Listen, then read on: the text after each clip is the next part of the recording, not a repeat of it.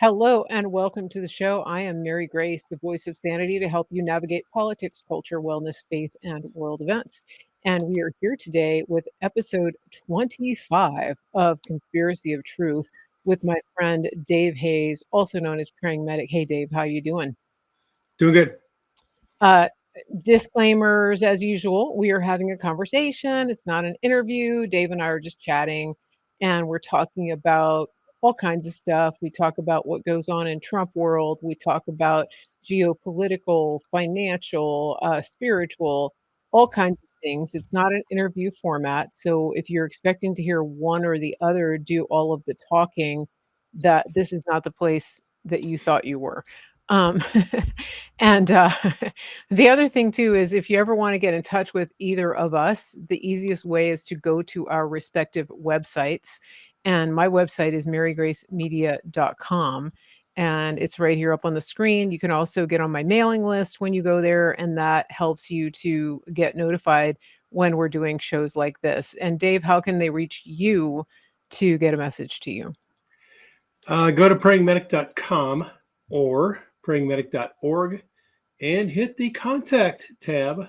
Perfect. A little window will pop up with a place for you to send your message, your prayer request, your testimony, your question.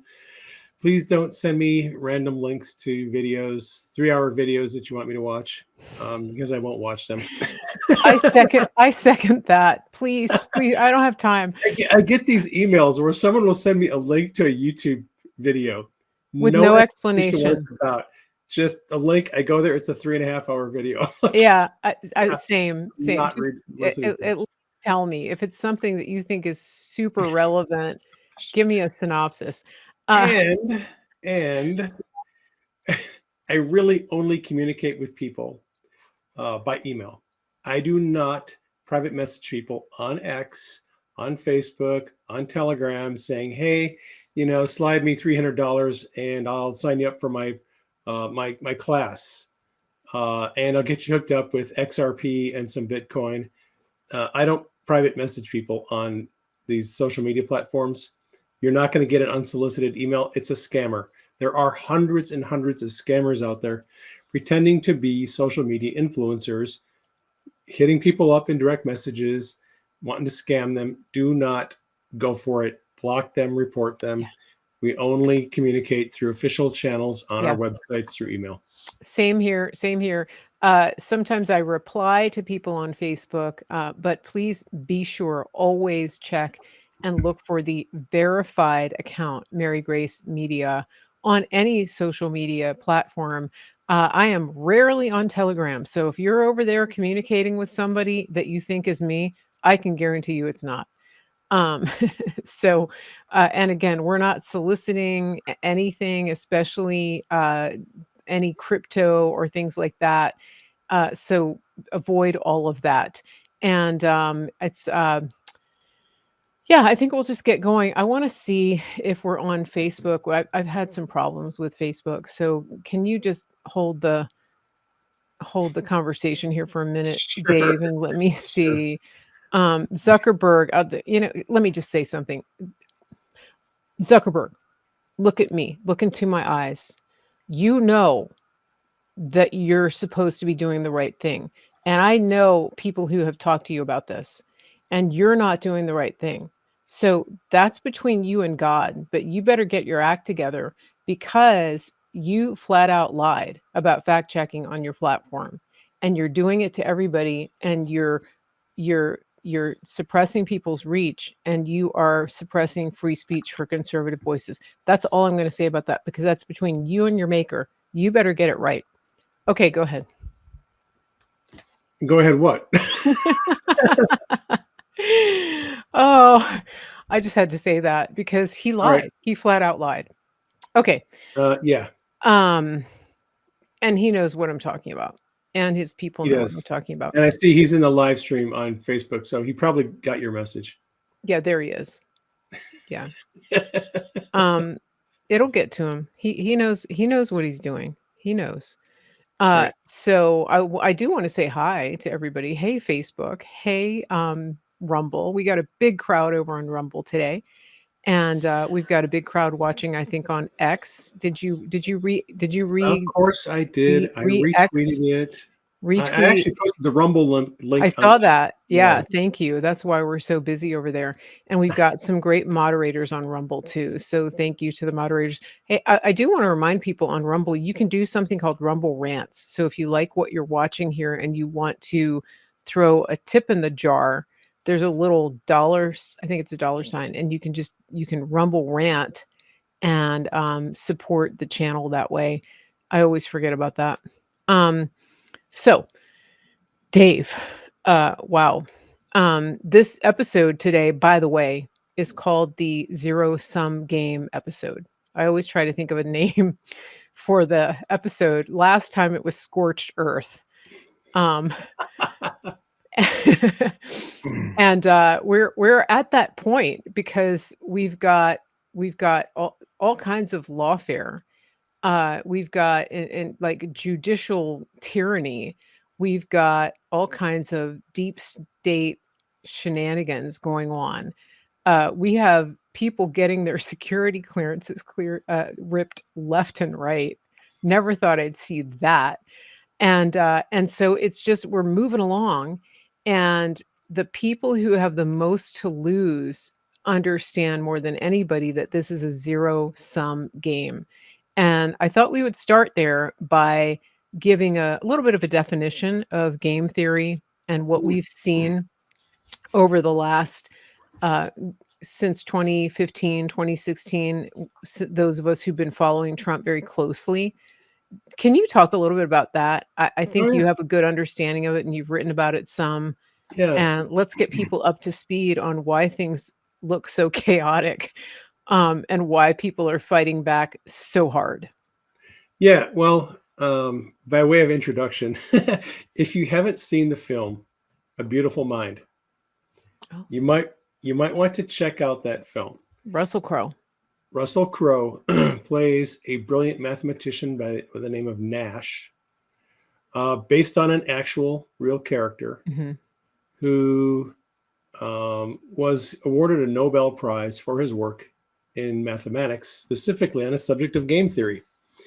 And Nash was awarded this Nobel Prize um, for specifically for his work in mathematics that worked out the best possible scenarios for two people engaged in a competitive game, specifically one called the prisoner's dilemma, where, and I'll be brief here, it's kind of a rabbit trail, but in the prisoner's dilemma, you've got two prisoners. They're both accomplices in a crime.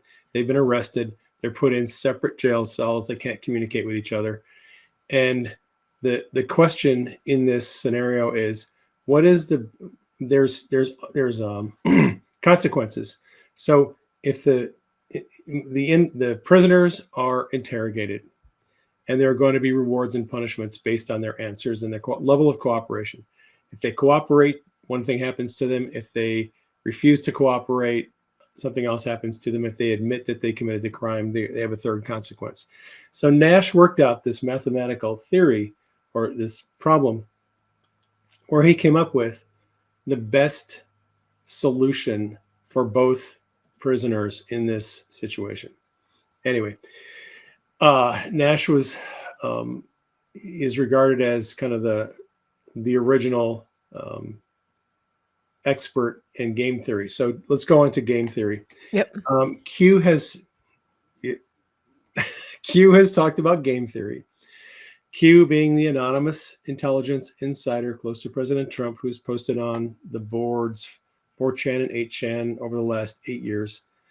And Q has made many allusions to game theory. In the way that Q writes posts, he'll ask questions.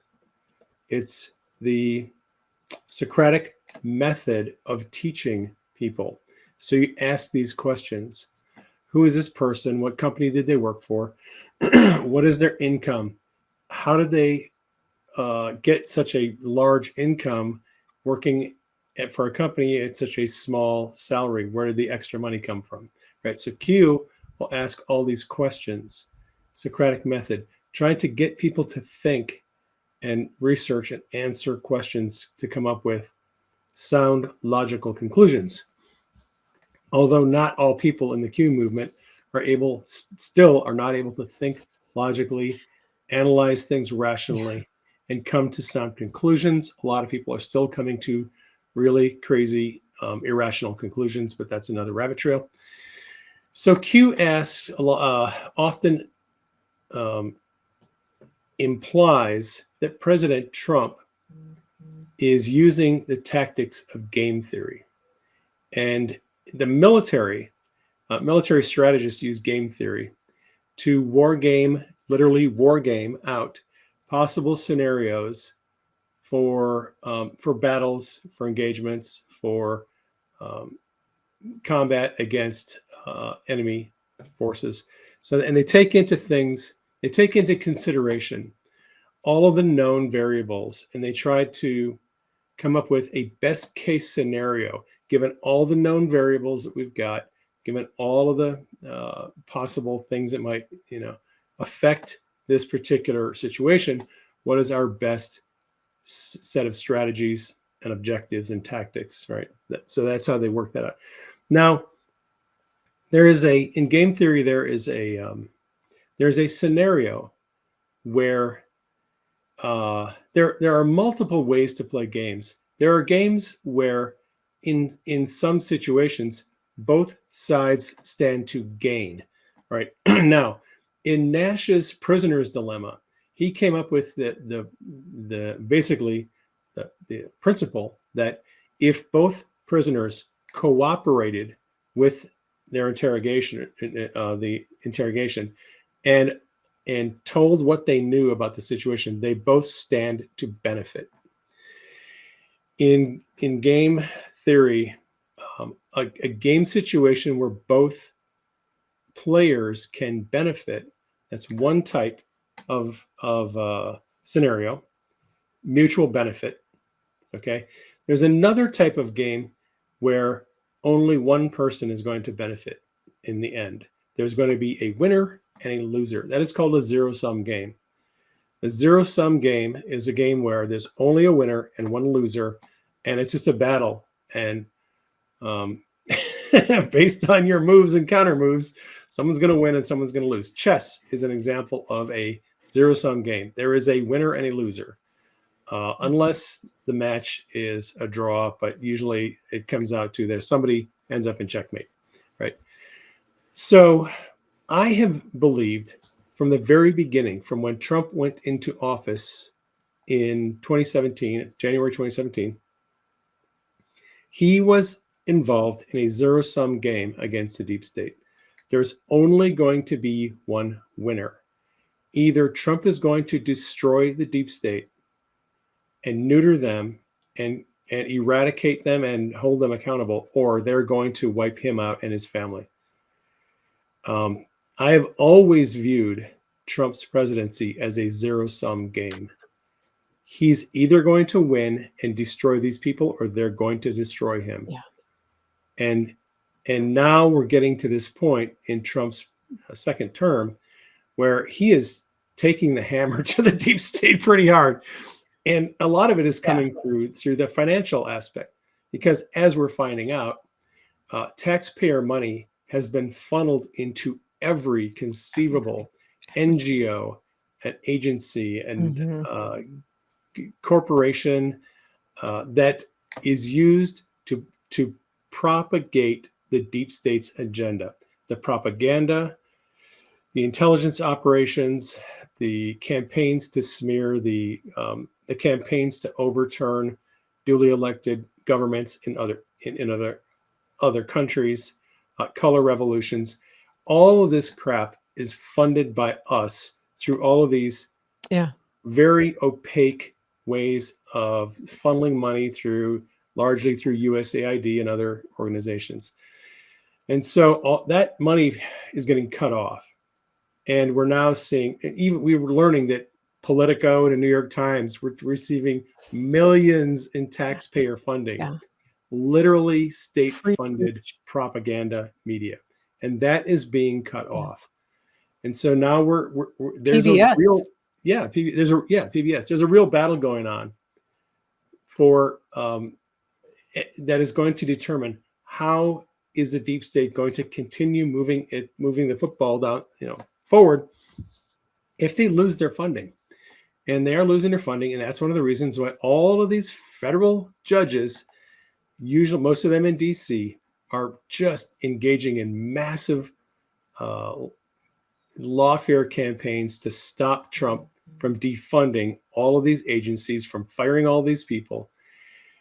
I hope and I pray that in the end, the Supreme Court issues some kind of ruling stating that uh, these these courts have no jurisdiction over the executive branch. They cannot prevent the executive from carrying out his constitutional authority. I hope we see a ruling like that from the Supreme Court. We'll find out, because we're getting to that point. So go ahead. Your take. Yeah, thank you for explaining that. And I think that if you paid attention over the last several years, you've seen just from the lawfare against Trump, they tried desperately to stop him after they took the 2020 election. The 2016 caught them by surprise. The cheat wasn't big enough for them to install Hillary Clinton, and so they went on a full-on assault to try to do everything they could to sabotage any effectiveness that Trump might have during the first term. And that included the rhinos, what we call the uniparty. And I think one of the big awakenings for people was that Paul Ryan, the Speaker of the House in 2018, we had the majority. And going into Trump's presidency, we had a majority in the House and the Senate. And he did everything possible, along with no name eye patch number one. What was that guy's name? McStain. With that guy, they did everything they could to sabotage Trump's agenda and his mandate, which was handed down to him by the people. And we also know now that Mitch McConnell and a number of other high-ranking, entrenched John Cornyn. Republicans were part of that. Cornyn, so many are being exposed. And the point I think that's really critical to understand here is the money. And I want to look at an exchange that took place over the last 24 hours between Elon Musk and General Flynn, because I think All right. I think this is going to enlighten some people about just why they're going so hard after Elon Musk. It's not because he is bringing his little boy with him to work, even though they're trying to make that an issue. It's because of the money, and it's because of the deep-seated corruption, and because of the depths at which Elon is involved. I think I want to point something out, and we've talked about this on the show before, long before Elon Musk became like the buddy in chief. Elon Musk is the biggest DoD contractor that we have, and he has been for quite some time. His work with Starlink, his work with Space Force. the SpaceX, all of that has been a pivotal and critical leg in the stool of draining the swamp. And so we've pointed that out here on the show. I think a lot of people kind of forgot that because they've equated Elon Musk primarily with Tesla, which is what, ironically, the left is doing. And now they're eating their own and they're going around destroying Teslas, which are mostly owned by Democrats at this point. So no logic. But let me read this exchange, okay? So Catherine Herridge started it. She said she has a scoop. She said, I've learned that CIA Director Radcliffe has invited Elon Musk to CIA on Monday to discuss government efficiency, Doge, at the agency. Interesting. Now, General Flynn weighs in, and says, I fully support Doge auditing the 3-letter agencies. I'm going to read the whole thing because this is really important, especially for those of you who have bought in, who've drank the Kool-Aid that General Flynn is not Team Freedom. Hopefully you've understood by now that that's all a bunch of propaganda. And the more you By see the him, way, yeah, when Flynn held his latest little event at yeah, Mar-a-Lago, Trump introduced him and said, I've offered this guy like 10 jobs and he turned down every yeah, job. yeah. He's like, I guess he's doing okay. But if And then he put General him, Flynn, if you ever need a yeah, job, let me know. and then he appointed him to the Board of Visitors at West Right, Point. Yeah, so right. so all that nonsense, for those of you who have thought that he's working against Trump or whatever, just shut that down. It's already been shut down. Trump has shut it down. But we also know General Flynn, not only does he know where the bodies are buried, he knows who buried them. Keep that in mind as I read this, okay? He says, I fully support Doge auditing the 3-letter agencies to remove the rot from within. I've been in those rooms, Elon Musk. I started asking hard questions about the Pentagon's black budget and covert ops. I wanted to know where the money was really going, who was benefiting, and why so much of it was shrouded in secrecy. That didn't sit well with the DC elite. And this is outlined in his movie, in Flynn's movie. My push for transparency and accountability got me ousted faster than you can say deep state. They don't like outsiders shining a light on their dark shadows. You'll see the same resistance when you dig into the agency's ineffectiveness and secret programs. They'll throw up walls, hide behind, quote, national security, and smear anyone who gets too close. The deep state, those careerists, most good, some not so good, lurking in the CIA and other agencies, don't want you or Doge anywhere near their $1 trillion annual waste pile. Wonder why? They'll fight dirty to protect it. You're walking into a lion's den. The same folks who burned me will come for you. Stay sharp, keep pushing, and don't let them intimidate you. The American people deserve to know where their money is going and who's really pulling the strings. And then he tags Tulsi Gabbard, DNI, and he tags Donald Trump. So then Elon responds and says, I know DOD procurement better than I knew any part of the government before Doge. Major reform is needed and it will happen. And then the general weighs in again. Thanks for your response. If you need help examining the US intelligence community, 70% of which is inside the DoD, please do not hesitate to reach out.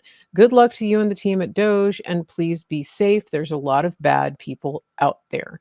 And General Flynn dropped that into a chat that I'm in with him this morning. So I was like, whoa, okay.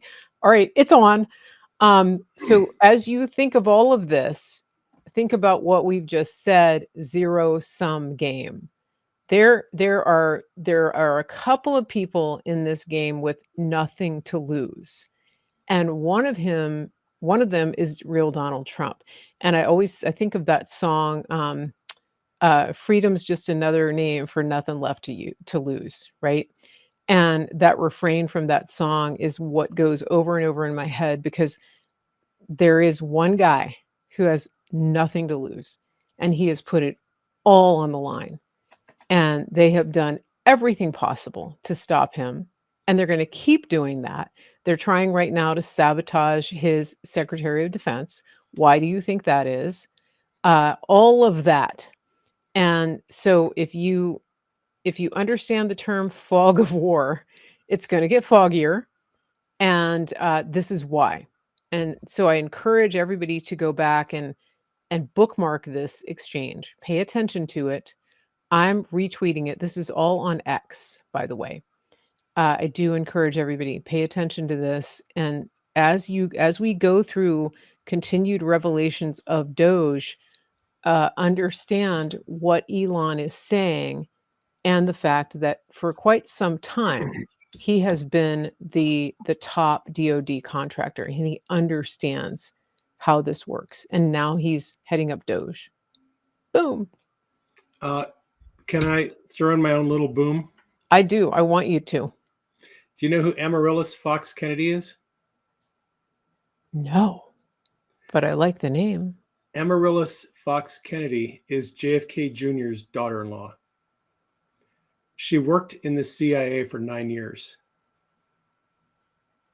Hmm. She became very disillusioned with the corruption and waste she saw in the CIA, and she left.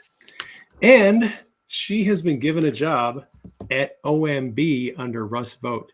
She is in charge of all the budgets of all 17 intelligence agencies. They have brought into her all the files and all of the financials of all the intelligence agencies, and it's her job to oversee all of that money. Okay, that's So I don't even know what to say. Doge is going to be working with her, and they're going to be comparing notes about where the money is going, where it's all being spent, and all that stuff. They've got good people working on this. Wow, wow. And isn't it interesting that General Flynn mentions the trillions in lost money go Right, back to the day before 9/11 right. and what happened with Donald Rumsfeld We seem talk to have lost $2.3 trillion. We don't know where it went. lost Lost. money. Yeah, Yeah, and now you've got General Flynn mentioning lost trillions. So, yes. there are no coincidences, guys. Just keep that in mind. It's very things are already interesting. They're about to get more interesting because we've seen what's happened when they've started to pull the covers back on USAID. And by the way, USAID does not mean aid. It means United States. What is it? Association for International Development. Yeah, Association for International Development. But It's yeah. they've euphemized it to sound like we're giving foreign aid, and that's not the case. The media has pushed that narrative to gaslight people into thinking, oh, what's going to happen to the poor people, that aren't getting their free lunch in some village in Africa. My question to you about that is, if our aid was so effective all of these years, why is that village still poor? And why is Right. Haiti still a third world, what hole? Because we have sent trillions of dollars to these causes, and where did the money go? That should be one of your most pressing questions here. The name that Dave mentioned, I'm answering Scarlett on X. It is Amaryllis Fox Kennedy. That's the name. So there's a lot of pieces moving into place here. It's going to get more and more interesting as we go deeper down these rabbit holes, as Doge goes deeper down the rabbit holes, as more things get exposed, and the Democrats are showing their true colors. They're, the fact that they're burning cars is just, that's nothing new. I mean, they that's what they do. They just burn stuff. They used to burn crosses on lawns, um, and now they're burning people's cars. Same difference. They burned down Minneapolis during the summer of 2020. That was the Democrats. That was their mercenary army known as Antifa. And so if you're just kind of coming into all of this, if you're just waking up to this, understand that this is their MO. This is what they've been doing for quite some time. And they brainwash people, and they use a lot of mind control, and they use the media to do it. And so the fact that NPR is being defunded, it's a really big deal. They're really mad about it because NPR is one of the big and PBS, that's one of the big mind control tools that they use to keep people in a state of agitation and control. That's how they control them. That's how they get people to go out and you know shoot somebody in a Tesla. It's a mind control thing. It's propaganda. Two things I want to say. Yeah. First, if you have not seen Brett Bayer's interview with Elon Musk and members of the Doge team, you absolutely need to watch it. If you want to know what is going on with Doge, what they're actually doing, Elon brought in with Brett, I think they had like 7 or 8 or 9 members of Doge. These guys, many of them are billionaires. They're CEOs of very successful corporations. They're putting their career on hold Yep. temporarily to come in and lend their expertise to try to straighten out all this corruption and waste in government. And that interview Yeah. is excellent. If you know someone who is concerned about what Doge is doing and they're kind of out of the loop, ask them to watch that interview. It's 30 minutes. I posted on Telegram. Brett Baer, if you go to his X account, he's got it posted there. It's a really good interview that explains very clearly what they're doing at Doge and what they're not doing. Yeah, it was good. It was really good. Yeah, that's number one. One thing I want to say about that one highlight, this is crazy. I posted it on my Facebook. The money that that is being spent by our government agencies, there's no auditing. Like there's it's Right. like it's There is no auditing. mind blowing. There is no line item auditing. If an agency puts in a requisition for money, they've just been sending it to them. Like, Right. And to go with that, the Treasury has that one column that is an optional column that is it's a identifier that's used to track where an expense goes to when it's paid out by the Treasury, and that column is almost always left blank. So the Treasury has no way to verify who is spending that. When they send a check out, they don't have any way to backtrack and figure out where that money ended up at. yeah, who's taking accountability for it? There's no accountability. Yeah, who Foreign aid is requested? not audited, and there's a reason why they don't audit it is because they know Yeah, if it was audited, it would be exposed that it's going to all these corrupt people. The yeah, second thing I wanted to bring up on your last subject about NPR and PBS. PBS and the mainstream media in general. This is something that is not talked about by hardly anyone, but I want to bring it up now. And that's this. When assassins come out and take shots at people like President Trump, or when Elon Musk receives death threats, or when people come to his house and try to attack him, harm him, kill him. This is an intentional, coordinated attack on these people by the mainstream media.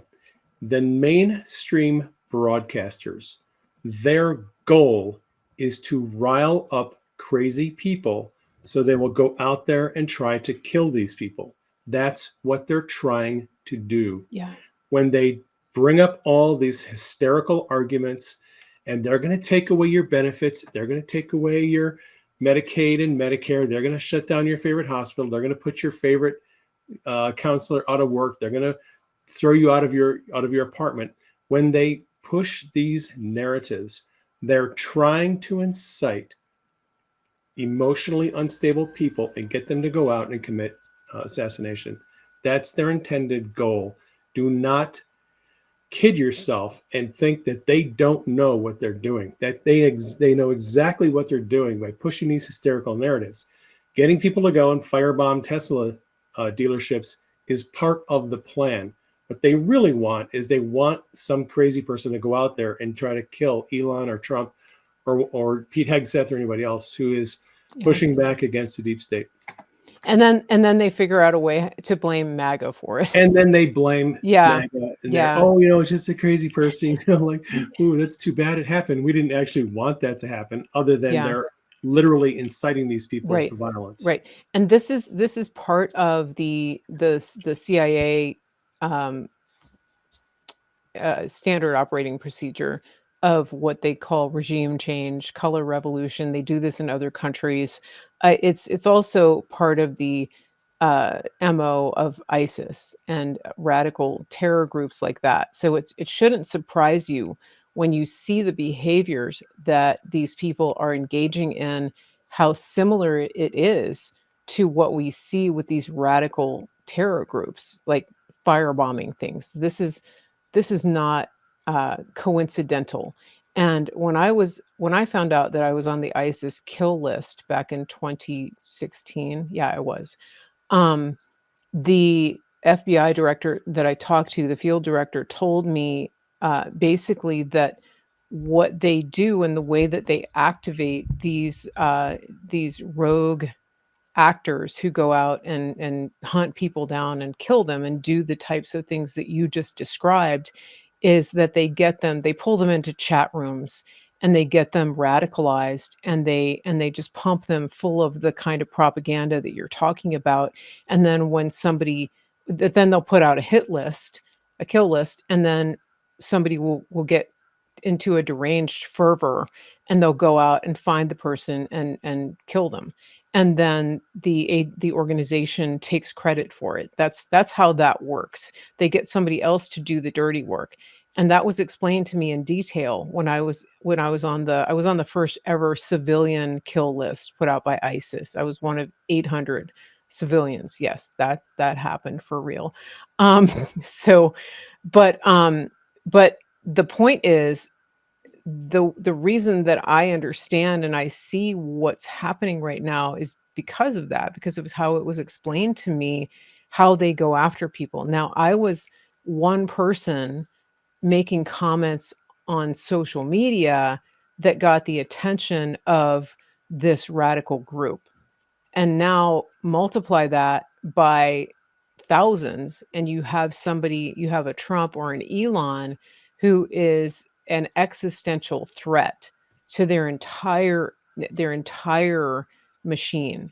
And now you'll understand the intensity and the fervor with which the entire blob is mounting this campaign of terror. That's what it is. It's a It is. campaign of terror. It is a campaign of terror. And Their outcome is to terrorize patriotic people in Doge, President Trump, people yeah, around him. They want to create terror in them to get them to stop what they're doing. That's the goal. yes, Either you stop what we're doing, or we're going to maybe make you unalive, yeah. or just destroy your business, or harm the people around you.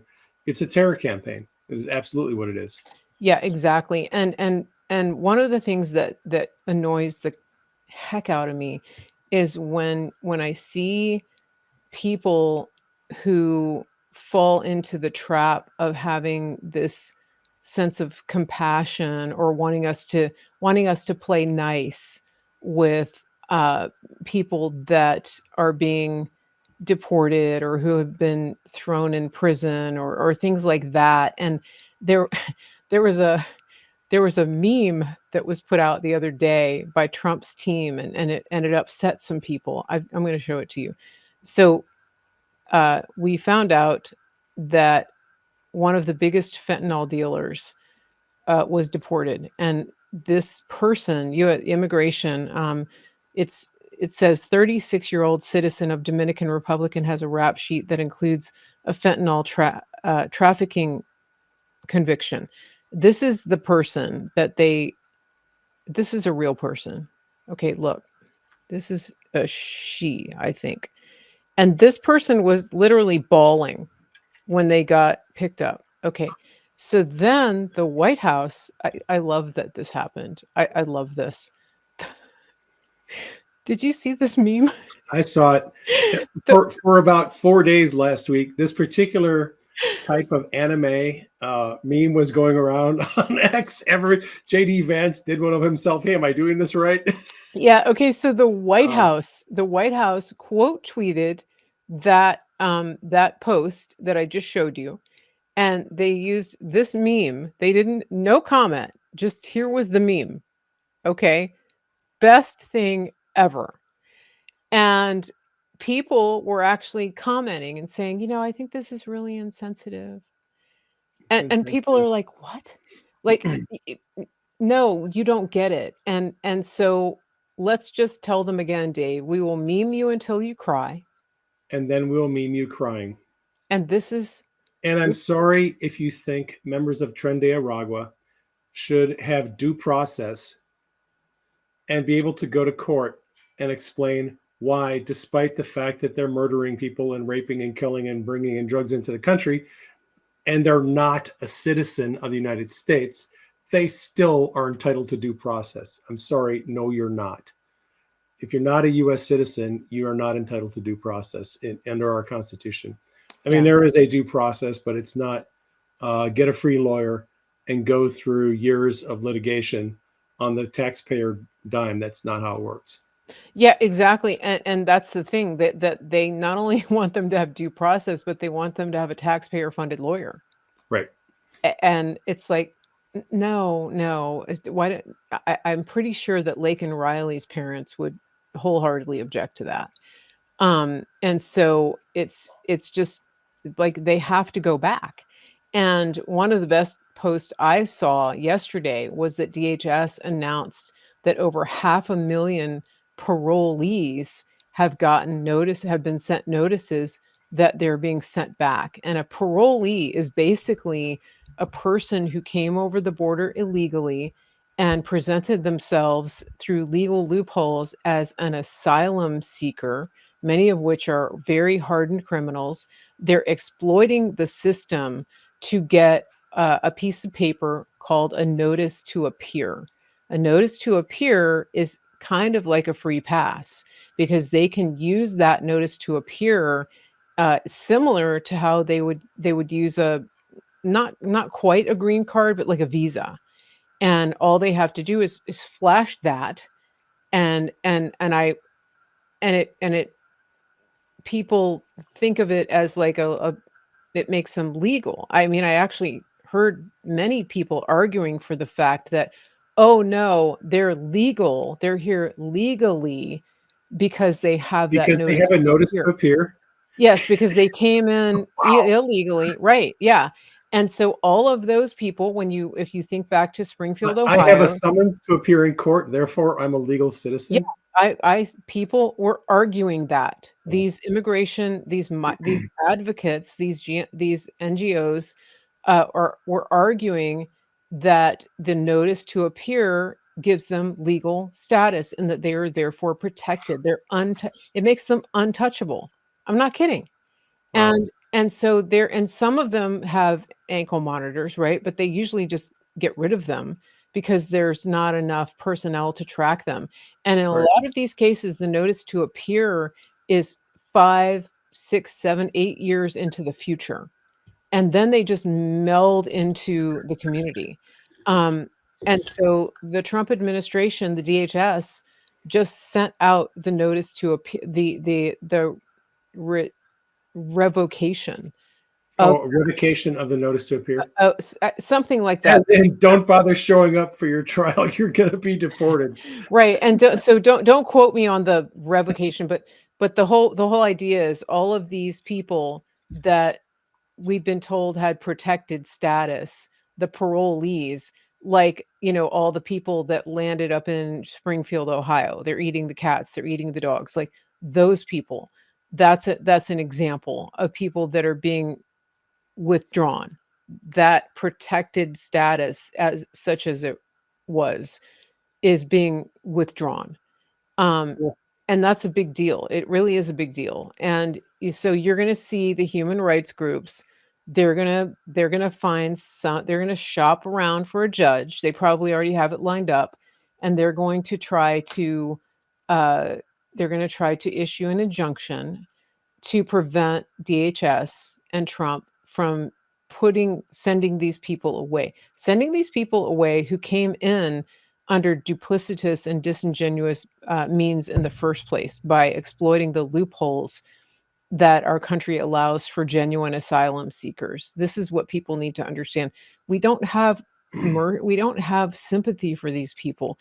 They exploited the system to do what they're doing. They didn't just innocently walk over the border thinking, yeah, I'm coming from a war-torn country and I barely escaped with my life. No, they were part of a massive PR campaign that that incorporated the use of the CPB-1 app so that they could make an appointment with customs to present themselves as an asylum seeker. This is what we're talking about. I mean, this is crazy.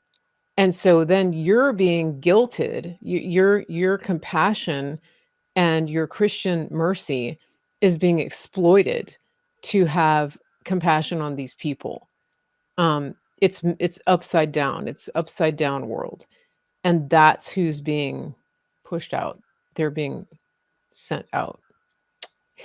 Yeah, and if they don't comply, here's the other thing: you don't comply, you get um, you get like forcibly removed, and then you surrender any chance ever Right. of coming back, which is the way it should be. Yeah. Uh, can I segue to another topic real Yeah, quick? yeah. Because I don't want to forget this. So, using the notice to appear as a segue to a similar concept called the notice to all airmen, Okay.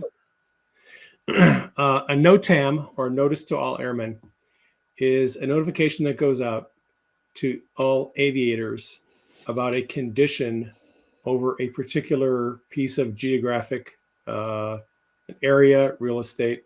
In this particular case, we're talking about the island of Diego Garcia in the Indian Oh, Ocean. yeah. And so there's been a lot of buzz, especially on X this week, about all of these B-2 bombers and C-135 tankers and some C-17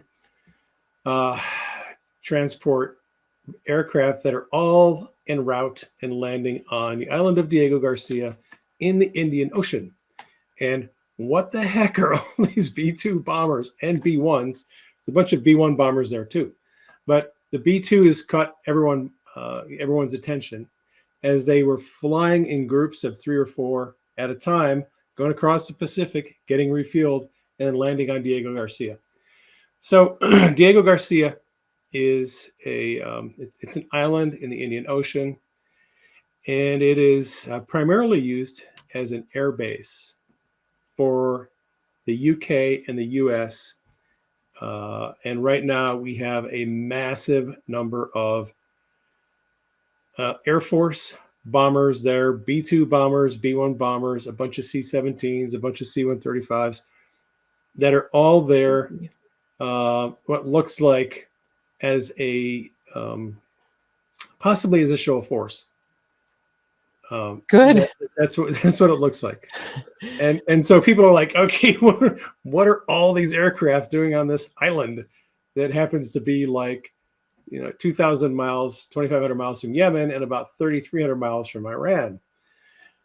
Well, so there's a notice to all airmen that went out, a NOTAM, and it happens to specify the date of May 1st as the Okay. ending date for this notice to all airmen, and it's about the closure of these ramps on this island for aircraft that would potentially want to land there. They're basically saying, no, you're not going to land there. You these, mean May these Day? ramps are closed. What's it? May Day. That's May Day. Okay. May 1st. May 1st. Yeah. Yeah. So interestingly, that coincides with President Trump's letter to Supreme Leader of Iran, Ali Khamenei, telling him, and they just released the letter this morning. I think Sky News Arabia got a hold of the letter that President Trump sent to Khamenei, which was a warning saying, look, we want to negotiate terms of peace. This is an opportunity. We need to come up with some kind of a peace agreement, some deal, another understanding where you realize and you admit and you tell the whole world you're not going to be building nuclear weapons at all, ever. This is your opportunity. We're giving you one last chance to agree, or else there are going to be consequences, right? That letter that Trump sent to Khamenei was published by Sky News this morning. I posted it on Telegram. I reposted a guy on X who posted it. And in the letter, Trump was very nice, very cordial, very polite in talking to Khamenei, but he was very firm. We're either going to come up with a new deal or there are going to be consequences. And Trump, in his presser yesterday, when he swore in, well, he didn't swear in. Pam Bondi swore in Alina Habba as U.S. Attorney for New Jersey. At the end of that swearing-in ceremony, Trump did a little presser. He took questions from the press. The last question was about Iran, where the reporter asked about Iran and their drones that Russia is using to bomb units in Ukraine. Trump said, yeah, well, Iran is near the top of my list of things that I'm watching very closely. And he again reiterated, he wants peace with Iran. He wants some kind of negotiation. But if a deal isn't made, very, very bad things are going to happen to Iran. So we've got there's an ongoing campaign to take out the Houthi militants that are in Yemen right now. That's been going on for the last week. Yeah. Massive airstrikes. They're taking out missile batteries, ammunition depots, all kinds of hardened military complexes, command and control centers. So a lot of stuff going on in Yemen right now to take out the Houthis. So big picture is over the last year, Israel and the United States combined have been basically dismantling the Hamas terror organization, the Hezbollah terror organization. Now they're going after the Houthi terror organization, taking out most of the bigger terror organizations that are sponsored by Iran. There are other ones. There's the Popular Mobilization Force in Iraq. There's a bunch of terror organizations in Iraq and Syria that are smaller, that aren't well known, but they're focusing on taking out the larger, more well-known, more organized ones.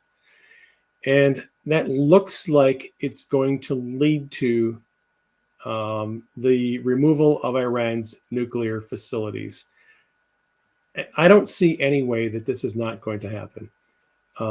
Trump is basically telling Iran, you have to give up your entire nuclear program, including all of your uranium enrichment programs that you say are being used for nuclear power.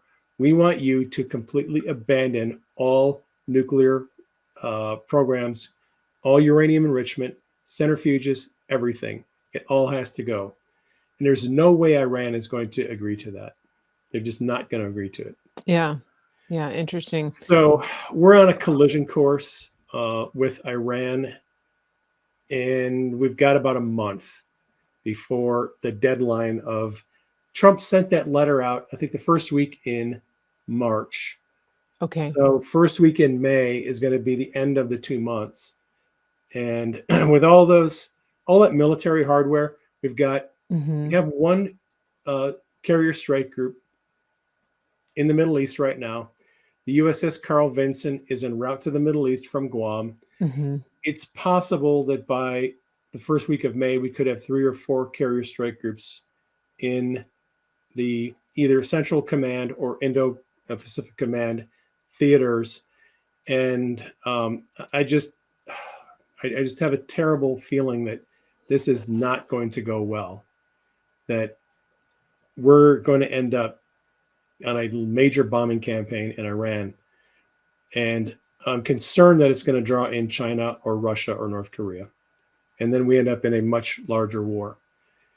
So for those of you who are praying, a major prayer point I've been emphasizing is we need to keep praying for a peaceful resolution to the situation in Iran, because this could blow up into a major worldwide war. And that's obviously something we don't want. It's what the warmongers want. Right. Right. And the military industrial complex 100%. Yeah. My hope is that, Trump has been very critical of past presidents and us getting into wars in the Middle East over false pretenses. They said they had weapons of mass destruction, but they Yeah. never actually Yeah. produced the evidence for it. Number one, I think if Trump is going to go to war against Iran, he's going to have really good, solid intelligence suggesting that Iran either has already developed a nuclear weapon or Mhm. they're this close to doing it. And, I might as well just address the elephant in the room right now. So, Tulsi Gabbard testified before Congress back on Tuesday, I think it was, and she submitted a report from the Office of Director of National Intelligence. And the bottom line on Iran, I mean, her report is 7 pages. I read it. It has an assessment of the threats for North Korea, China, Russia, Iran, and other potential Mhm. geopolitical threats.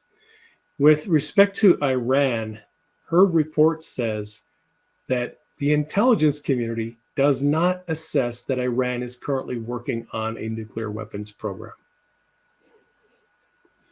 And now Trump is in a position where he's threatening to remove Iran's nuclear weapons program, which the ODNI just said they don't have. So And people are asking, why did Tulsi Gabbard go on the record from the intelligence community side and say, well, as far as we're concerned, they don't have a nuclear weapons program? Why did she do that? Well, I'm going to go back to the old Tulsi Gabbard that you and I both know before she became the DNI. Tulsi is very much, and she's a peacenik. She's an anti-war person, even yeah. though she has been in the military, and she's still, I think she's a colonel in the reservists, Army Reserve. She is very much anti-war. She does not want war, and almost to a fault, she's anti-war. Now, as ODNI in the office as the Director of National Intelligence, she has an opportunity to advance a personal agenda if she wants. If she wants to undercut Trump's ability to justify a war in Iran, she could say, well, we don't think Iran actually has a nuclear weapons program. Mhm. So why do you want to go in there and do anything? Mhm. Because we know that the way that the intelligence community assessments are put together, this is primarily a CIA project. CIA has analysts. They look at the intelligence, and they do an analysis of the intelligence. And then the CIA, their analysts put together an assessment of what are the threats coming out of a place like Iran. Mhm. And that's based on personal biases and personal opinions. And two analysts can look at data points and come to two different conclusions. And Yeah. I am not surprised at all that the intelligence community assessment came out saying that they don't think Iran has a nuclear weapons program. And Tulsi was like, okay, cool, that's what I want to hear. And she just goes and gives that report to Congress, knowing that there are other people in the Mhm. CIA who Mhm. would probably disagree with that assessment and say, well, we look at these data points, we believe that the CIA actually does have a nuclear weapons program, but those minority reports Mhm. don't always make it into the final work product. So, and That makes sense, yeah. as a separate little incident here, I'll just remind listeners, John Ratcliffe, when he was ODNI under first Trump administration, there was an intelligence community assessment that came out on a particular issue, and John Ratcliffe flat out said, I do not buy the intelligence community assessment on this issue. They are overlooking other data points, and there are other analysts who take a different view. And I think those analysts are right, and the official CIA assessment is wrong. So sometimes Mhm. the Director of National Intelligence will disagree with the intelligence community assessment. In this case, Tulsi Gabbard did not. And I've been just cogitating, wondering why did she go this way when it looks like Trump is getting ready to hit Iran? Why did she write this? Why did she put this assessment that says that they don't have a nuclear weapons program? So it's just me spitballing, thinking maybe Mhm. why she came up with that assessment. Yeah. Yeah. And I want to say one last thing, and then I'm going to turn it over to you. It's a good Um, question. if Trump does go into Iran and starts, taking out Iran's nuclear weapons facilities, and whether you believe it's nuclear weapons or just enrichment of uranium for peaceful purposes, I would remind you that Stratcom, Strategic Command, issued its annual threat assessment the same day that ODNI put out their threat assessment. Mhm. Strategic Command put out their threat assessment, and it's different. Strategic Command absolutely believes Iran is working on building nuclear weapons. That's a military assessment. That's different from Right. ODNI. And I think if Trump goes into Iran, I would assume it would be a fast, quick, down and dirty, get this done and get our people out of there. I don't expect there would be boots on the ground at all. I think it Mhm. would be a quick bunch of surgical strikes, take out Natanz and the other nuclear facilities, maybe take out their ability to produce long range missiles, and that's it, and get out of there. Yeah. I would not envision Trump going into a long, protracted war. He has been very critical of Netanyahu and the way that Netanyahu has gone about getting rid of Hezbollah and Hamas, particularly Hamas, because it is dragged on too long. And in Mhm. Trump's mind, a long, protracted military campaign, it becomes unpopular with the citizens. People don't like it. And Trump keeps on telling Netanyahu, get this done, get it over with, and Yeah. let's move on. Same with Russia, Ukraine. Yeah. So Yeah. I don't think that if we go into Iran, I don't think it's going to be a prolonged campaign. Mhm. I think it would Mhm. be quick. Maybe we're there for a week Yeah. or so Quick and and get dirty. our people out of there and get on with life. Well, So it's anyway, interesting. Thank you for that. Um, maybe there's a good cop, bad cop angle here. Wendy on Facebook is putting that out. Um, John on Facebook is like, well, maybe they're buying time. But one thing I wanted to say is you can't really talk about Iran and nuclear enrichment without talking about Obama and uh, right, uranium one and the nuclear program, and, he's the one who allowed them like, gave them the red carpet rollout to have nukes in the first place. right. Also, let's remember that Valerie Jarrett is Iranian. Peter Strzok, her mother, his mo her his it doesn't matter, man, He was woman. raised in Iran. Yeah, he and his mother is Iranian, right? Yeah, And so these are players from the Russiagate scandal who tried to take Trump out. And one of the collateral damages from that was Flynn. And now right, Flynn is coming out in an open dialogue with Elon Musk, the top DoD contractor, saying, I got the goods. I'm here to help. Sign me up. Put me in, coach. So those are just some data points that I see coming into play here, that this is coming on the heels of what Tulsi Gabbard published. And we have Radcliffe bringing Elon Musk into CIA. And then um, Flynn talks about the lost trillions. So obviously we know there's dark money involved here. So I think a lot more is going to be coming out of this Pandora's box, and it's going to be interesting to see if Tulsi Gabbard's motives are exposed here, if they are what you may be thinking they are, which is a motivation to avoid war, or if she's actually part of the team that may be pulling different levers and running some head fakes, maybe. yeah. Can I let me add one thing Yeah. that I just thought of as you were talking. Mhm. It could be that Tulsi is submitting a report saying that Iran is not pursuing a nuclear weapons program at this time. as a way for Trump to back out of the attack on Iran if things change, if the situation on the ground changes, if the leadership in Iran changes, for Mhm. example, Mhm. with an ODNI assessment that no, Iran's not working Right. on nukes, Trump could then have an out. Right. So she could be, uh, running cover, giving him Possibly. an out, plausible Possibly. Yeah. deniability. "Hey, this is what we found. We're gonna pull back on this," which allows the key players to save face. Right. But for yeah, so that this will be interesting to see how this unfolds for We sure. should probably schedule another uh, Yeah.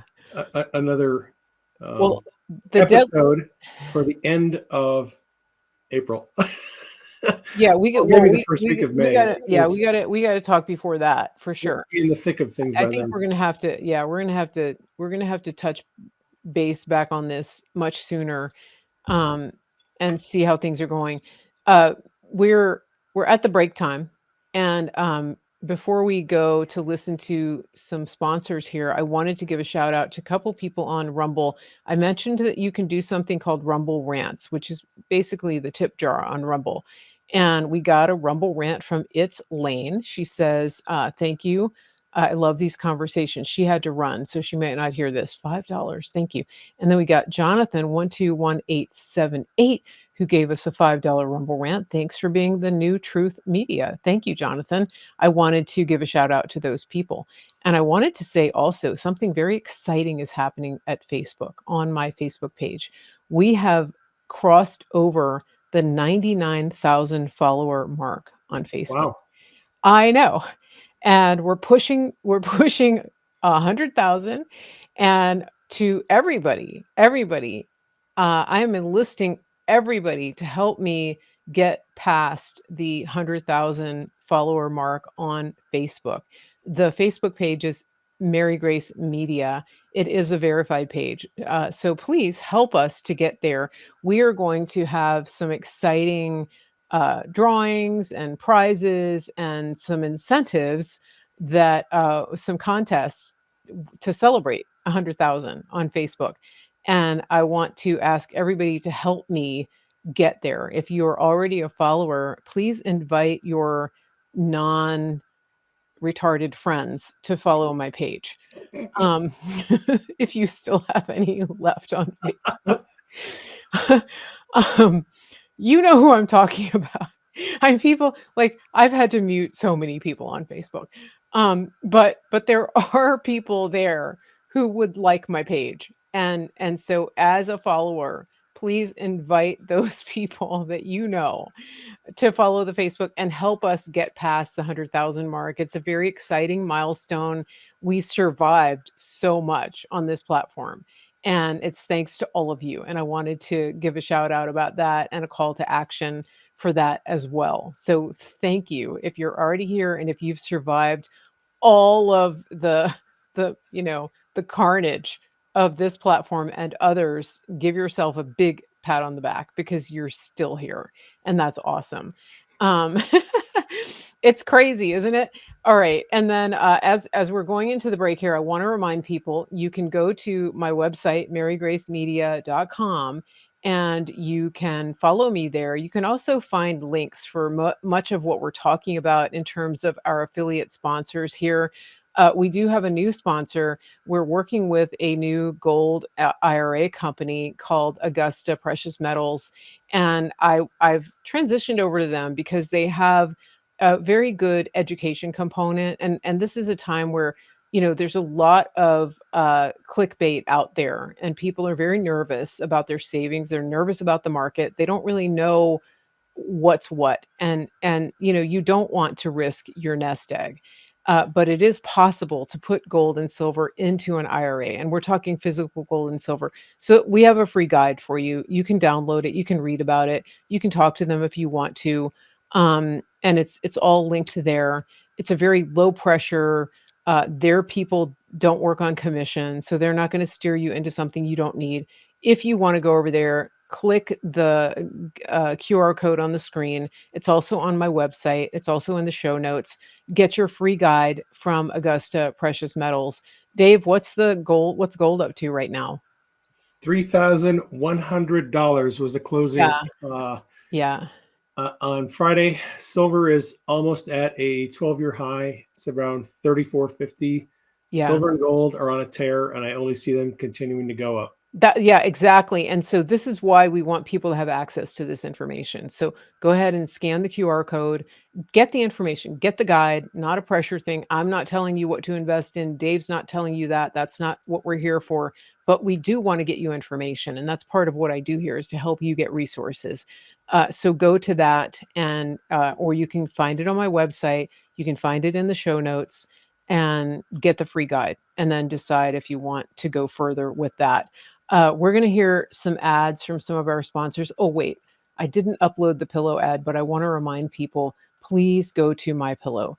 Mike Lindell is one of our favorite people. MyPillow.com, promo code Mary Grace. You get all the great stuff. And pillows, sheets, towels. We're coming into graduation season. It's not too soon to start ordering all of that stuff. Wedding season, graduation season. I don't know anybody who wouldn't want a set of premium towels from My Pillow for a graduation or for their wedding. I mean, it's such high quality. Figure out their colors, go to their registry, and then go to My Pillow and buy the good stuff from an American-owned company. MyPillow.com, promo code Mary Grace. Get all the stuff now. Everybody that buys from them loves them. We have so many things in our house. And listen, guys, I wash towels so often, especially this week, because my dad was sick. You guys know that. And by the way, he's doing amazing. But I thought he had norovirus. So I'm here to tell you that I used pretty much every towel in the house in the last 24 hours. And and so the washing machine has been going nonstop, and the My Pillow towels have held up remarkably through just washing after washing after washing after washing. That's where you want to get your towels. MyPillow.com, promo code Mary Grace. We are living proof that you can wash them over and over and over in hot water with triple rinse. That's what we do. So stick around here. We're gonna let you hear from a couple more of our sponsors. Don't go away. Keep the volume up. If you need to refresh yourself or your beverage, this is a good time to do it, but keep the volume up. We will be right back. Hello, I'm Jordan, and this is my brother. And I'm Nace, and we're the Grid Down Chowdown. And this is Larry, who is a local rancher that we've partnered with. Now, Larry, you've been ranching for over 4 generations, is that correct? That's correct. I'm 3rd generation, my son's 4th generation, and I've got some grandkids that are 5th generation. Man, that's awesome. We've been here for quite a while, yeah. All right, now, Larry, your cattle is grass-fed, grass-finished, and pasture-raised, just like God intended them to be. Yes, because I want to know what's in that animal. Right. What it's been fed. And so the only way to do that is for us to keep it all natural, just like God has done it for years and years and years, thousands of years. How has partnering up with us helped you and your ranch? Well, it's allowed us to develop a market that we didn't have before, one that can get directly to the consumer, and that's great. And just remember, more importantly, with every package that you buy, we put a salvation track in there. So from the bottom of our hearts, we thank you for allowing us to do what we believe that God has us here to do. And just remember, God loves you. He really does. Amen. Go to griddownchowdown.com. Americans spend more now than ever on healthcare, and we're sicker than almost anybody in the world. We've put our trust in a system that's completely let us down. Dr. Troy Sproul and the team at Synapse Center for Health and Healing have changed all that. They are a functional medicine clinic, and they get to the root cause of what's made you sick in the first place. Once they do that, they give you solutions to help you get out of that. This is the way that medicine was meant to be practiced, and this is what they're doing. They're changing the entire system from the inside out, one person at a time, and you could be one of those people. And so when you're working with the team at Synapse, they're giving you solutions and not just prescriptions. That's a game changer for me. When you set up a free discovery call with Synapse, you're starting on a journey of healing. you're starting on a journey of getting answers. And that's why I've partnered with them, because I want you to be healthy. I want your family to be healthy. I want you to have all of the resources that you need to steward the body and the health that God's given you. Go to officialsynapse.com and tell them Mary Grace sent you. That's Official Synapse, SYNAPSE.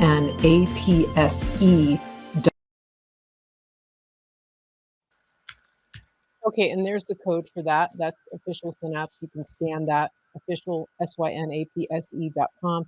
And then here's the code for Grid Down, Chow Down. Guys, this is freeze-dried beef. It's not jerky. You rehydrate this, and you can make anything that you would normally make with ground beef. And you're supporting American farmers and ranchers when you do this, and helping support American farmers. Dave, listen, I wanted to talk about something that Dave has on offer here. A couple things. You have a new book, so let's take a quick minute to talk about that before we get back into the meat of this conversation. This is your book, Meshtastic Made Simple. Tell us quickly about that. That is my book, Meshtastic Made Simple. Yes, Mary, you're correct. It is a geeky little book about low power radios. I called it geeky. Yeah, you call it. It's a little geeky, but it's not geeky just for the sake of being geeky. I'm not one of those people. If I'm going to write a book, I want to provide valuable information to people. Information that I think is critical for them to have, that could potentially be useful. And the deal with Meshtastic is an open source software. And there's a mobile app that you can download onto your phone. And there is software you can put onto a small, tiny little radio, and you can connect to people around your neighborhood, around your city, and send encrypted text messages completely off grid. So your phone pairs to the radio by Bluetooth, and you send text messages that are encrypted from your phone to other people on the mesh network through this little tiny radio. And no internet, no cell phone service, no Wi-Fi necessary. It's all off-grid radio. Little radios are powered by batteries. One of the radios that I'm building right now, the little printed circuit board is so efficient, it'll run off of a little tiny battery for 4 days on a single charge. That's amazing. So this is definitely a little geeky book for people. It's a geeky little book. Set this up. I actually was fortunate enough to have one of the Meshtastic developers work with me on the book. Wow, that's cool. And so it's sort of approved by the actual Meshtastic developers. They helped me with fine tune some of the things that are going there. I have a friend who's an engineer who did some editing in the manuscript. He helped a lot straighten out some things and make sure it's all technically correct, because I'm not an engineer. Okay. But yeah, it's available on Amazon and Barnes and Noble. Yep. And if you are at all interested in setting up an inexpensive, license-free, there's no license required. You don't have to get an FCC license. Low power network for communicating to people around you in your neighborhood and city, you might want to check out the book and get if you have any questions, comments, issues, whatever, you can always email me, and I'm happy to help you sort out the problems. And I'm going to put this book up too, because I would say that this is a companion book to it. Emergency Preparedness Made Simple. This and Off-Grid Communication. This is a book that Dave introduced here on the show sometime a year back. ago. Yeah. And it was December of 2023. Yeah, a little over a year ago. Yeah. And so a lot of people have been interested in this book. I would say this is a good bundle to get together. And both of these links go to Amazon. Now, I found something on Amazon that I wanted to share with everybody, because you have some of your books are on audio. And I was poking around your Amazon page, and one of your books is actually free right now on audio. Oh, really? Yeah, for Audible account holders. And listen to this. Yeah, so listen, people. The link that I have up here, and I put it in the Rumble chat too, is a link to a free trial on Audible. It's a 30-day free trial. So you can actually sign up for Audible, and then you can get this book to listen to for free. If you go to Praying Medic on and look for the audio version, at least today, it's free for Audible account holders. Awesome. I did not know So that. yeah, so you can get your free Audible account through my link, and then you can get this book, Dream Interpretation Made Simple, for free right now with your new free Audible account. So that's pretty cool. I just wanted to highlight that, especially if somebody's on a budget.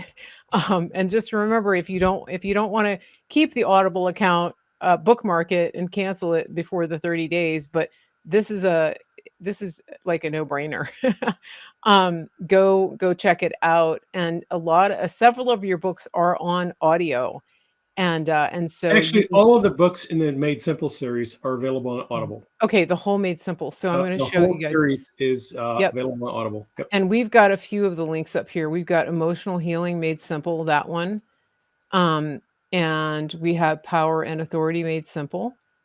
So all of these, you can go when you find Praying Medic on Amazon, you should be able to just go to his section there, his storefront, and go through all of these.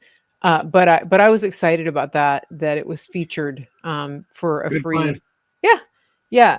So take advantage of that, everybody, and you can go and find all those books. I did put some of those links in the chat, and I put the Audible free trial link in the notes on Rumble. And so you can check that out. It's a good deal. 30 days. That's a good long trial period.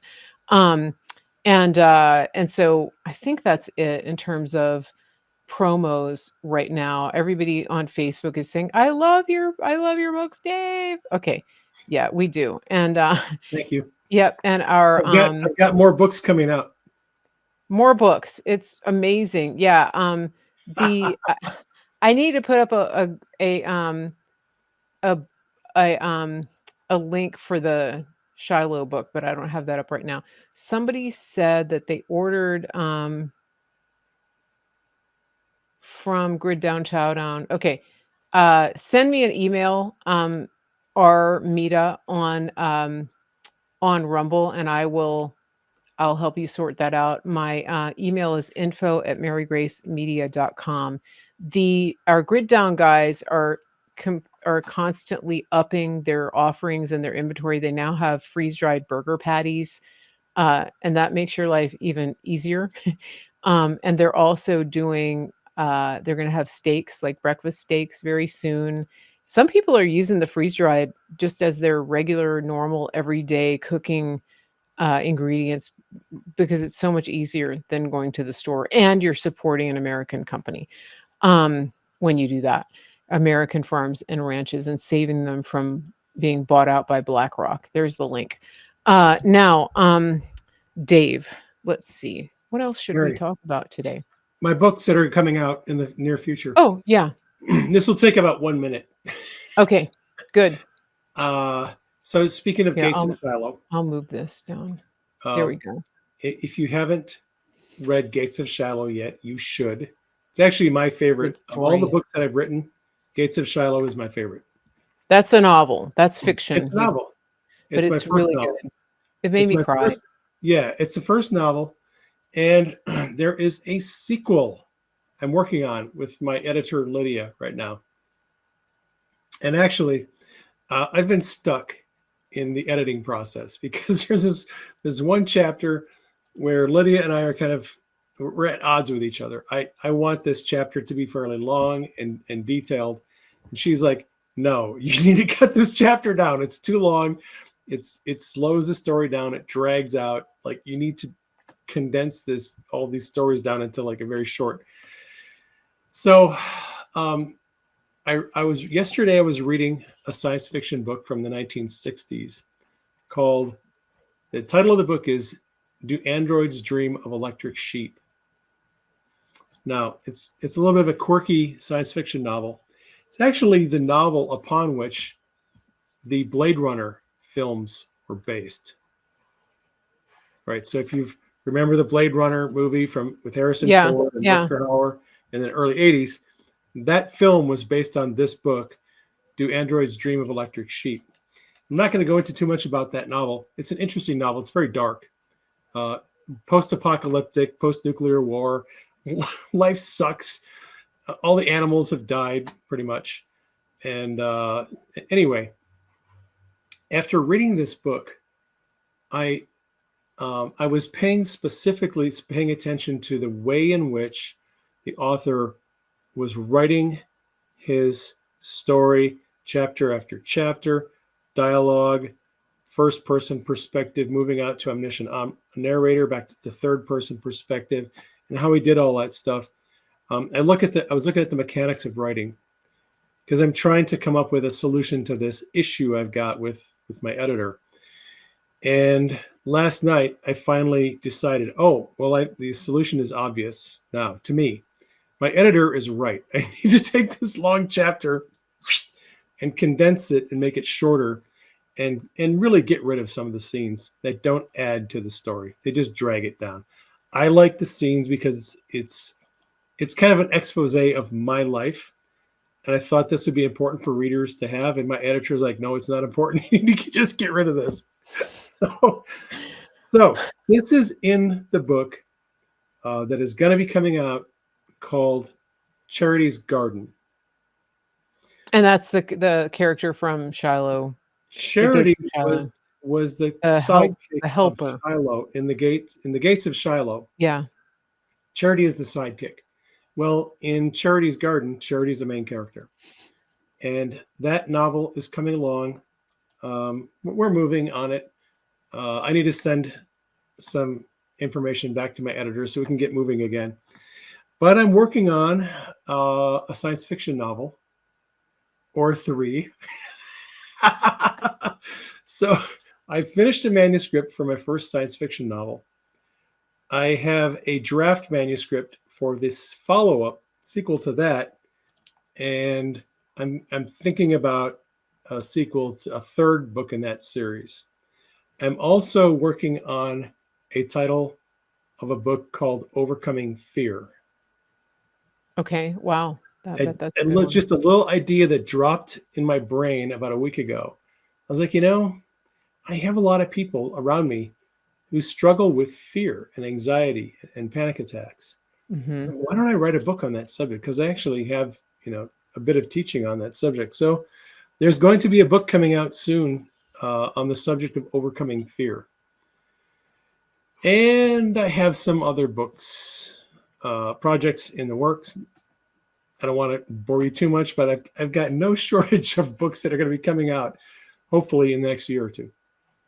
Amazing. In case you haven't figured it out, Dave likes to write. He does. I do love to write. I love the writing process. Somebody asked about Q earlier, and I do have a link here for the Q Chronicles book 4. Yep. So that's up here. You can scan that and She's got the link. She's got the QR code for the book 4.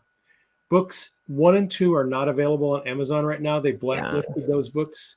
We are going to try to republish them on Amazon under different titles. Okay. And if you want to look into the books 1 and 2, they are available on Barnes & Noble. And if you go to dhayesmedia.com, that's dhayesmedia.com, all of the Q books are available. There's links to those books, whether you're in Germany or some other country. There's international links for you where you can buy those books on that website, dhayesmedia.com.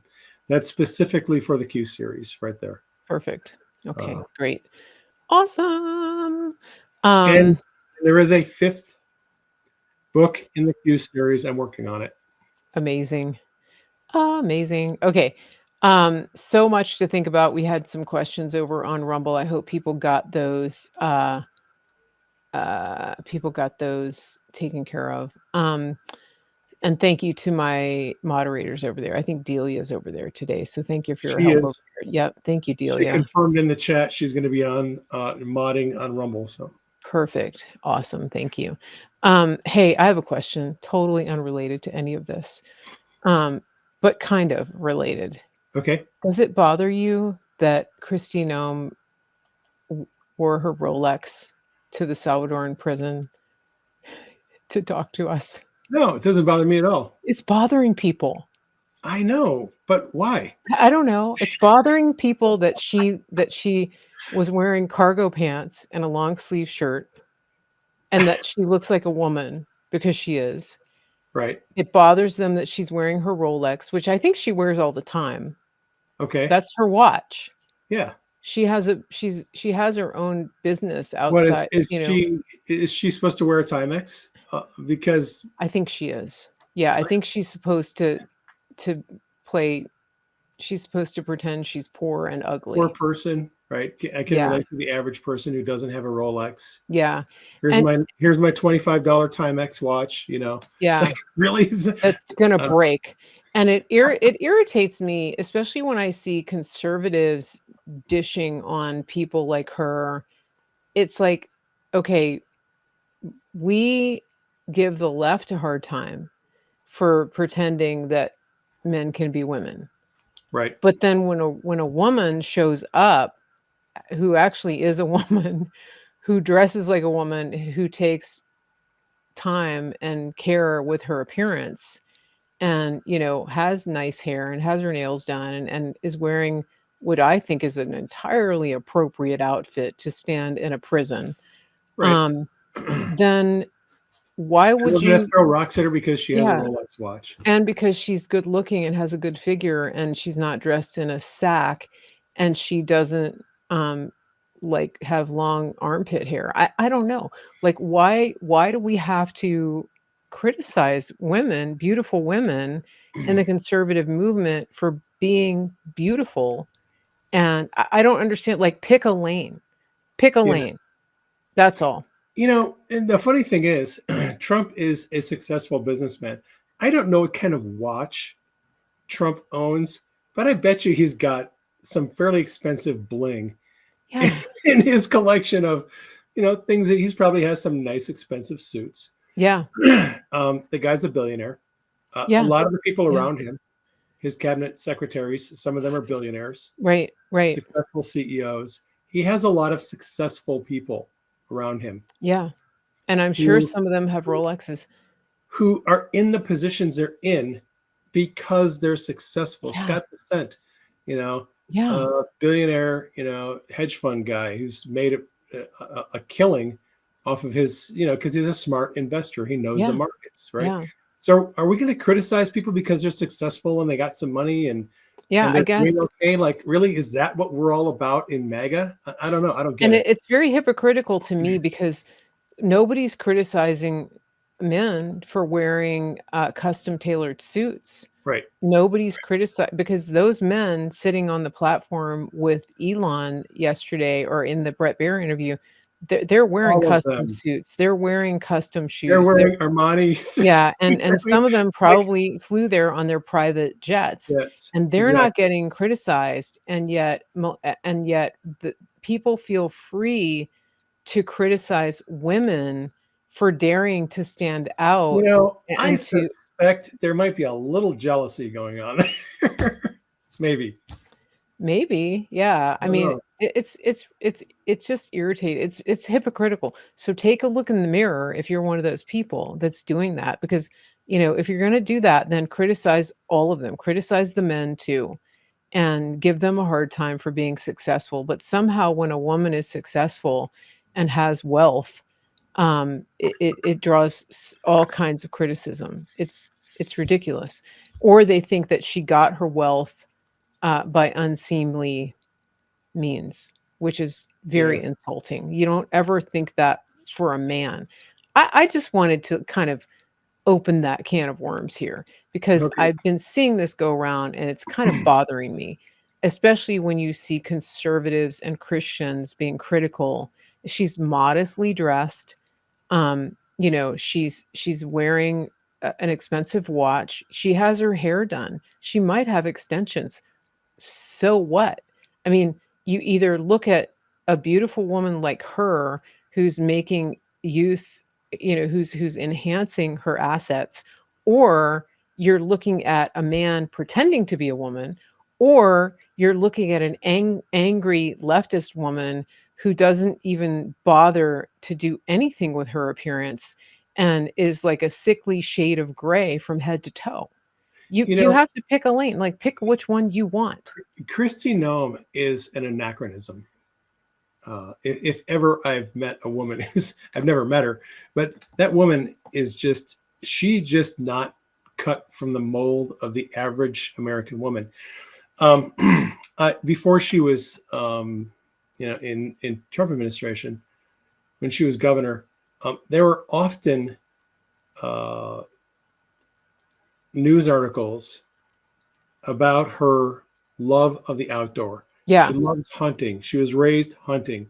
She goes out on four-wheelers in the woods. She's not afraid to drag a dead deer through the woods. And like her arms are like that big. How that woman can drag a dead deer I know. I don't know.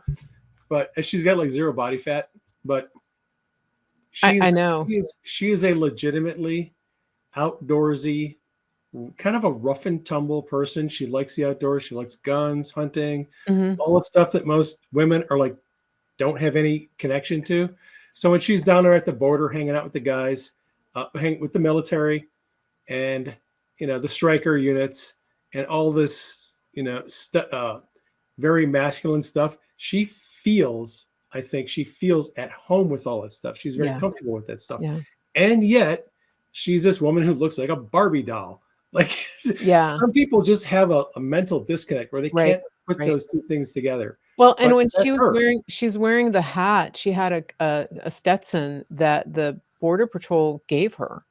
Right. And she was wearing that, and then she gets accused of cosplaying.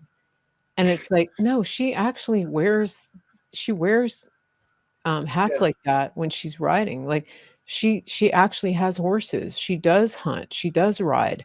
So it just, to me, it's so disingenuous. And again, I mean, let her be. Just let her be. Yeah. And stop trying to control the way that you think people should appear, just because they don't fit what you think a conservative woman should be, or a Christian woman should look like. I mean, some women get work done. They get their lips done. They get their face done. They get their nails done. I mean, that's okay. Like, stop criticizing them for that.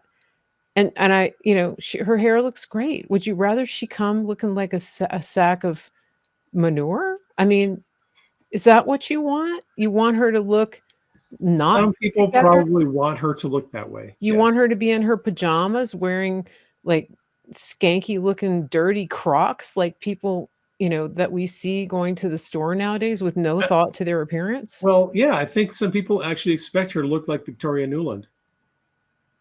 Oh God. Yeah. Now I can't unsee it. That's your option. Right, exactly. Oh gosh. Okay.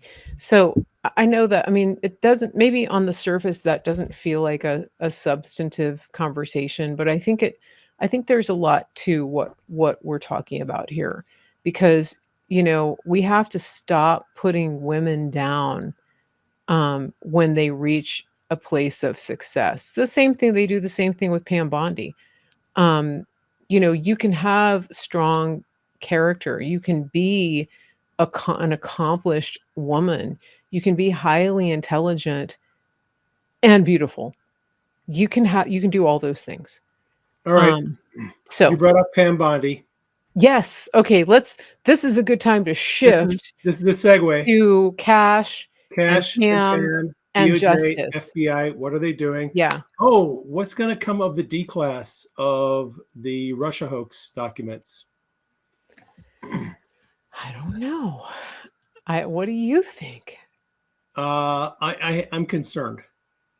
So, and I'm not going to say this because I want to throw shade on our friends on social media who are getting all hyped about the declassification of the Russiagate documents. Okay. I am optimistic that we're finally going to get some transparency, and we're going to expose some of the corruption and the lying and manipulation that happened under the Obama administration in 2016, leading up to the Russiagate investigation, and then the FBI, DOJ, CIA attempt to sabotage Trump's first term. Mm-hmm. The declassification, if there's not massive redactions of all that information, could be a bombshell, especially if it leads to arrests. But if it doesn't lead to the arrest of the perpetrators of this hoax, of this attempt to unseat a duly elected president, aka treason, if there aren't people held accountable as a result of this, I don't think anyone's going to care. Yeah. That's my concern. Like, I'll go through the documents, I'll look at what's going on, what's released, and all that. But it happened, 6, 7, 8 years ago, and it may be just water under the bridge that the larger population of people just don't care about, unless Comey, Clapper, Brennan, Obama, Rice, Jared, Strzok, unless those people are held accountable. I don't know that anyone's really going to care. Right. Yeah. I mean, and I think, as much as happy as I am to see major gang leaders and MS-13 and things like that, people taken out by the FBI, drug cartels. This is big, right? To see Tren de Aragua people deported, and the partnership that we have with this El Salvadoran prison. These are big things. But I do think that for the sake of the morale of this country, that we need to see some big perp walks. I think we do. We agree. need to see some heads roll, some orange jumpsuits of names and faces that we have known. Now, Devin Archer was given a pardon the other day. Did you see that? So Devin Archer, he was part of the Metabiota scandal. He was Hunter Biden's business partner in Burisma and Metabiota, because he turned state's evidence. And apparently he was badly used by the Bidens, enough that he was willing to turn on condition of getting a pardon, and Trump pardoned him the other day. So that's interesting, because it means, and I'm going somewhere with this, it means that he is free to testify without fear of persecution, and he can't plead the fifth. So given what you're talking about with the declass of the Crossfire Hurricane, it's going to be interesting to see not only what happens with, the Biden portion of the corruption, but what happens with on the Trump and Flynn side of this scandal, the Russiagate scandal. They're not directly related, but I bring up Devin Archer because I have a feeling that there are other people involved who are singing. They've been given an offer they can't refuse. Well, with right? with the declassification of the Crossfire Hurricane investigation, that should concern a lot of people in FBI, DOJ, CIA, State Department, and Obama's White House, because there's a lot of people that are that could be exposed to potential prosecution, and some of them may want to come forward and go to Pam Bondi and say, "Hey, can I cut a deal? Because I don't want to be the one to go up on charges for this." So maybe they'll get some cooperation. Maybe they'll get some people testifying. Usually, possibly. Yeah, go ahead. Well, and I think having cash at FBI and Bondi at Justice, I think that people are starting to understand that they can feel safe coming forward, that they will be protected. And so hopefully we will see more of that. But But it's worth noting that both Cash and Pam Bondi are still dealing with a tremendous entrenched bureaucracy and resistance within their agencies, just like what is happening in CIA, right? Yep. Yep. It's going to take a while to purge the deep state Yeah, sympathizers from yeah. all of those agencies. It's not going to happen overnight. I mean, we But saw that with the Epstein files, right? In New York with yeah, the director up there of the field office openly defying Kash Patel yeah. and getting serenaded on his way out by the staff up there for openly defying. They're doing this all over the government. Speaking of the Epstein files, Yes. there is a development on that. We saw last week a report from Pam Bondi that they have FBI agents working around the clock in multiple offices, going through, reviewing the Epstein-related documents and making appropriate redactions. And she said again, when this information is ready to be made available to the public, it will be released. That is going to be very interesting because I didn't think they were actually going to be able to do that. And there was also a suggestion that the perpetrators are going to be held accountable. So we'll have to wait and see what happens with that. Interesting. Hey, speaking of corruption, I wanted to talk a little bit about the judiciary corruption that we're seeing and the judicial obstruction and tyranny from these judges, specifically this Judge Boasberg, because he's really doing a number on Trump and trying to hamstring him on every level. And it turns out he has ties to he was in the FISA court. Yep. So he has ties. So this is interesting. With the Crossfire Hurricane D-class, we're finding out not with the D-class, but we already know like this guy has ties to the FISA court. So he is most likely defying Trump because of what is about to come out. And these people, like again, zero-sum game. They're playing for keeps here. And if they seem deranged, it's because they are, because they see, I think they see the writing on the wall that they're getting more and more exposed. And you combine the D-class with what Doge is doing now with the three-letter agencies and the exposure that's coming out there. I think that people like this judge and other activist judges, I think their days are numbered because they're going to, I just think there's no way they're not going to be exposed as being complicit in a lot of this. What do you think about that? Yeah, I don't know.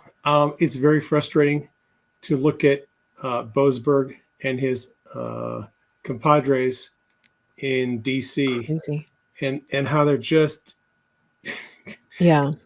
one order after another every time OMB or State Department, someone goes and says, hey, we're going to get rid of a bunch of people, we're going to fire some people, we're going to deport some criminals.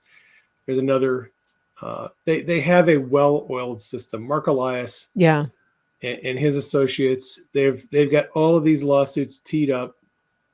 They can get them into before the right judges like Chutkin and Boasberg, who are very sympathetic Yeah. to the globalist Marxist regime. Mm-hmm. And they're, I think a lot of these judges understand that eventually, when it gets to an appellate court or the Supreme Court, their decisions are going to be overturned, but they're trying to run out the clock. They're trying to hamstring Trump so his people can't move their agenda, Right. get the deportations, can't fire these people, can't corral this money and bring it back in. And I think they know that they're going to lose in the end on a lot of these battles. But, Wayne Gretzky said you miss 100% of the shots you don't take. And so I think they're just taking every shot they can to try to Yeah. slow down what Trump is doing and get in his way and hamstring him. And Yeah. whether these judges are going to be exposed as being complicit or doing anything illegal or face Mhm. charges, I don't know.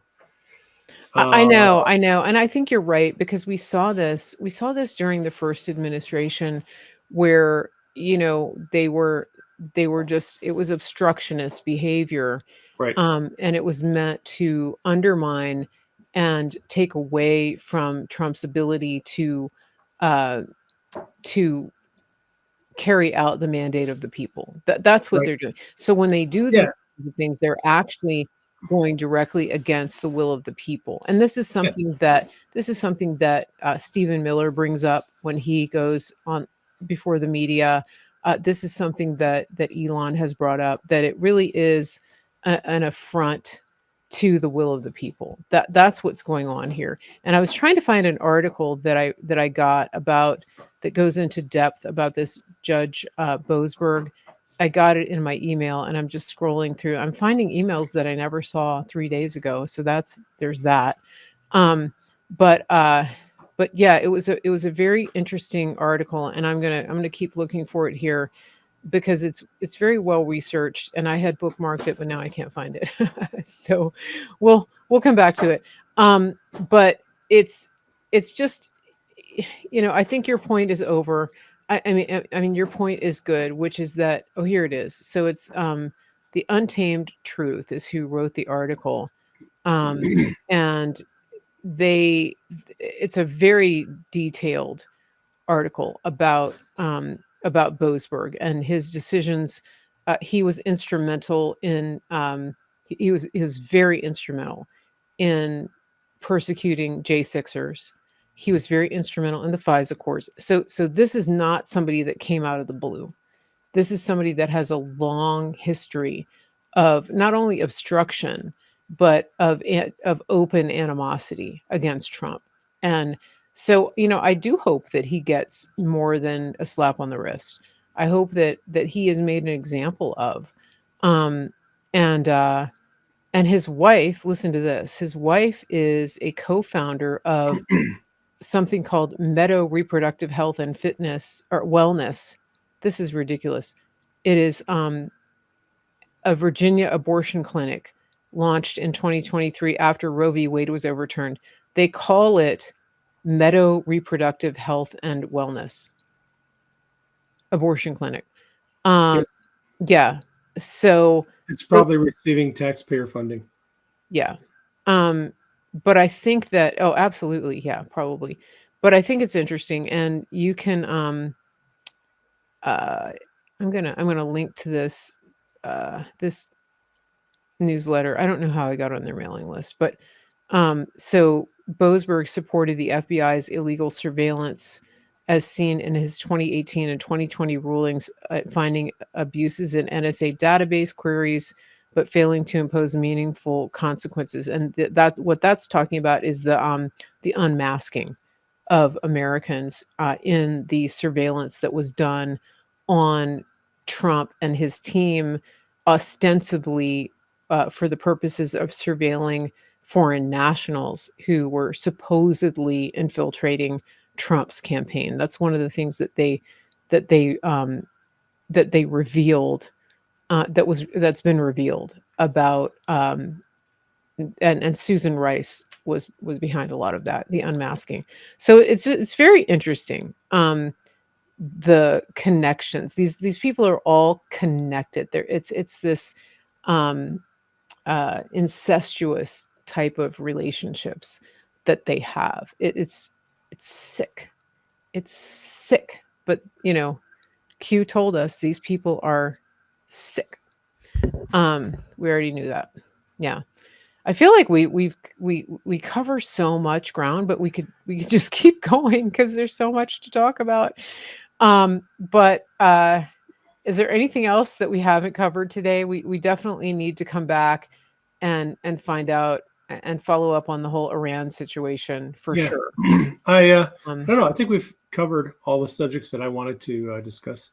okay, awesome. I want to say something to my Rumble people.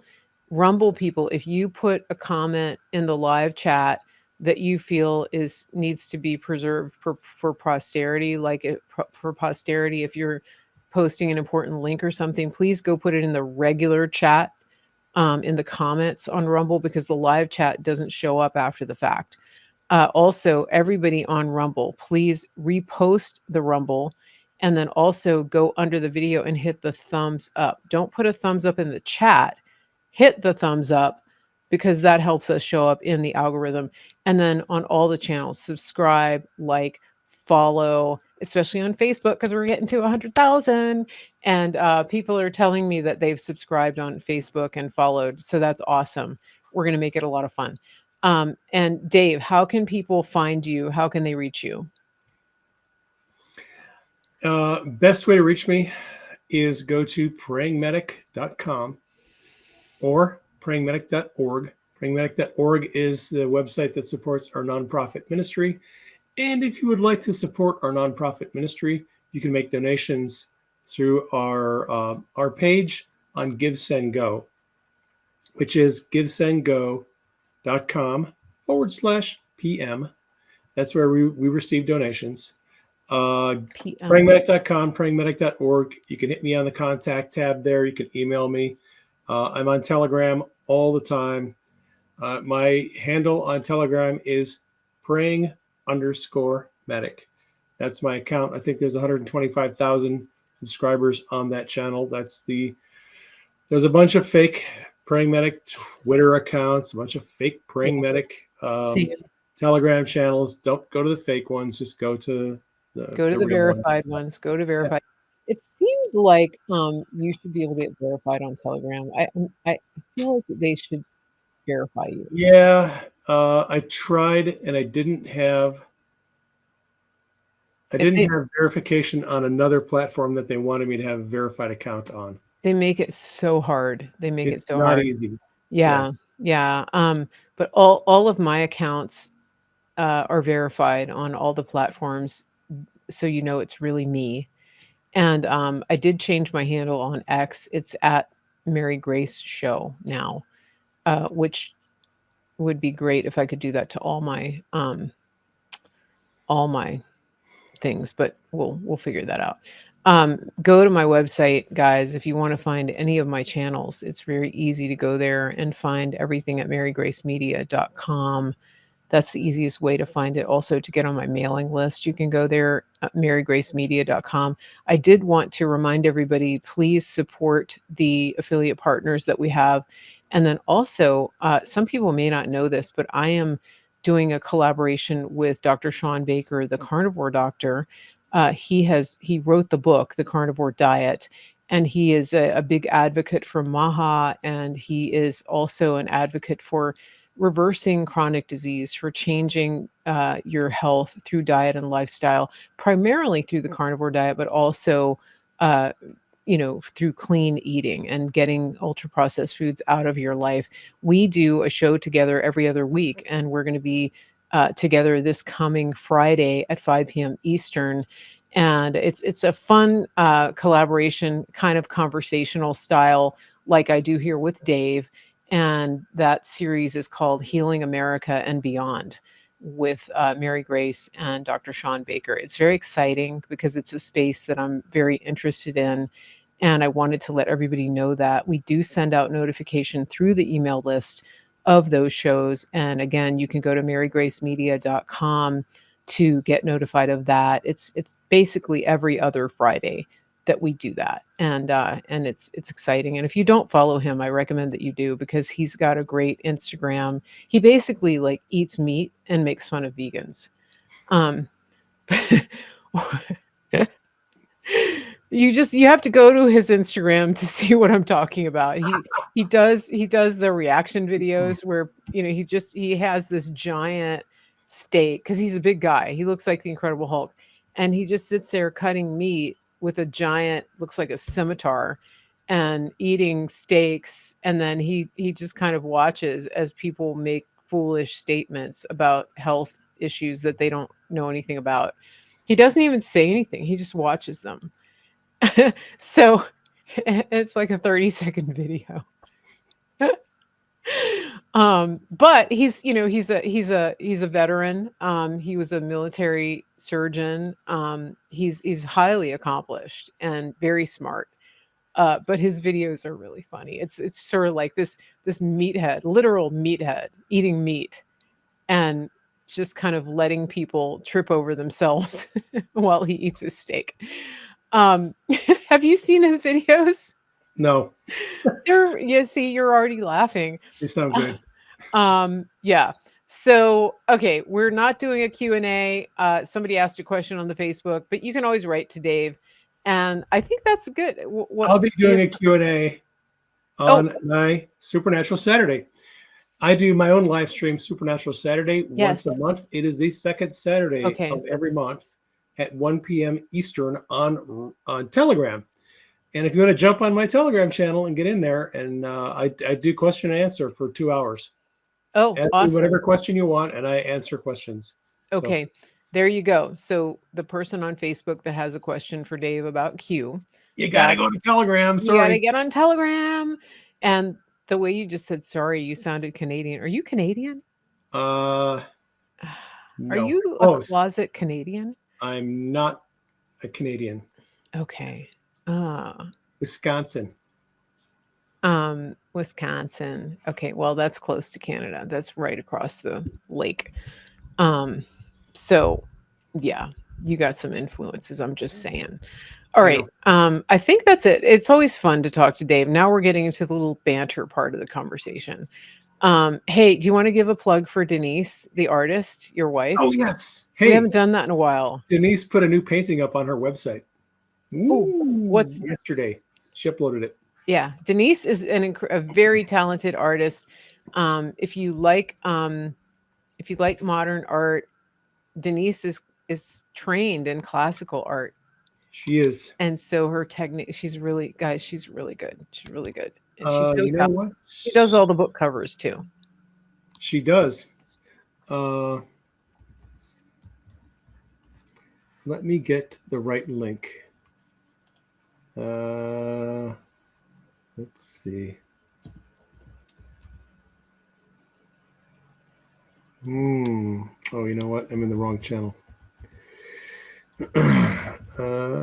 Let's close that. And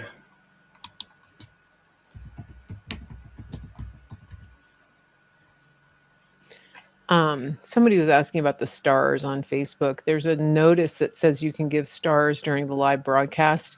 That's sort of like Rumble Rants. You pay, you have to you buy stars. They're like little tokens, and then you can give them out. And for some reason, people aren't able to do it during the live broadcast, but you can usually come back after the fact and give the stars. So I don't know. The other thing you can do is if you want to tip my channel, you can also go to my Venmo and you can leave a tip on Venmo. I'll put that in the chat. That's probably easier than stars. My X account, answering on Rumble, my X account is at Mary Grace Show. I found Denise's website. Okay, tell us. If you're interested, it is denisehayes.studio. So all one word, Denise Hayes, DENISE. I'm putting that here in the chat. HAYES.studio. And that's the main website. And if you go to the prints, she's got originals there. She just uploaded a photograph for a new original. I think she uploaded it yesterday. And I think there will be prints available for that one too. But yeah, she's coming up with new ideas. She's in her studio right now, I think, as we're speaking, working on something. So yeah, Denise has her art going on. That's why we haven't heard her in the background today. She's over. She's in the studio, doing her thing. So hey, sometimes there she is. DeniseHayes.studio. Yeah, DeniseHayes.studio. We got it. Yep, she's actually not in the studio. She's like right over here. She was, and she came over because she's listening, and she's like, "Oh well, like, hey. I gotta correct the record here. She's lurking. There we go. She is. Okay. Awesome. Well, I think it's good. This is a wrap for today. Remember to like, follow, subscribe, hit the thumbs up on Rumble. There's a repost button on Rumble as well. And you can do that. And then if you don't like ads or anything like that, you can also subscribe to my Substack, because I post my videos a few days later up on Substack. And that is realmarygrace.substack.com. And you can become a paid partner over there, or you can just subscribe to my Substack. And that way you can watch commercial free, meaning you don't see all of the YouTube commercials or the Rumble commercials or the Facebook commercials. You are going to see my commercials, like, get real. Um, but you're not going to see like the third party commercials if you want to do that. All right, so I think that's it. We will be back. I will be back with some more great content for you.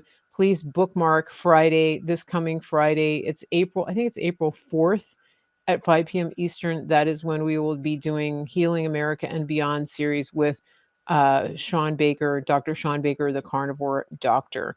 So I think that's it. Are we Awesome. over and out? All right. Over and out. Thank you, everybody, for being here. Thanks to my moderator, to Delia, over on what's it called? Rumble. Thanks for all the good people chatting on all of the platforms that we're on. And shout out to the people on X. We see your comments, but my platform doesn't give me an ability to reply to them, but we do see you and we love you. Everybody have a great day. And we will be back here with the Mary Grace Show very soon. Take care. Oh, I forgot. Get outside, touch some grass, look at the sky, leave your phone behind, talk to God. Love you guys.